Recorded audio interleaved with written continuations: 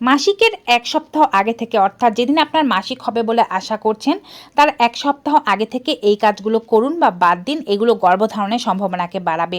প্রথমত আপনার ওভুলেশন অর্থাৎ মাসিকের মাঝামাঝি দিনগুলোতে ১৪তম দিন, ১৬তম দিন, ১৮তম দিন এভাবে জোড় বিজোড় ধরে মিলন করবেন একদিন বাদে একদিন। চাইলে প্রতিদিনও মিলন করতে পারেন, তাতে কোনো সমস্যা নেই। এরপরে যখনই আপনার মাসিক হওয়ার ১ সপ্তাহ বাকি থাকবে তখন থেকে চা কফি পান করা বন্ধ করে দিতে হবে। এ সময় থেকে দূরের কোনো যাত্রা বা এবড়ো-থেবড়ো রাস্তায় চলাচল পরিহার করে দিন। ভারী কোনো জিনিস তুলতে যাবেন না। খাদ্যের দিকে নজর দিন। অবশ্যই পুষ্টিকর খাবার বেশি পরিমাণে খাবেন। সময় মতো ঘুমাবেন, সময় মতো ঘুম থেকে উঠবেন। এতে করে হরমোন ব্যালেন্স থাকবে। এবং অবশ্যই মোবাইল টেপাটেপির অভ্যাস একটু কমিয়ে দিন। এতে করে কিন্তু অনেক সমস্যা কমে যাবে আপনার জীবন থেকে। এই সময় স্বামীর সাথে মিলন করা বন্ধ রাখতে হবে এবং অবশ্যই চেষ্টা করতে হবে এই শেষের ৭টি দিন যেন চুল না ধোয়া পড়ে। চুল ধোয়া পড়লে কিন্তু হরমোনাল ইমব্যালেন্স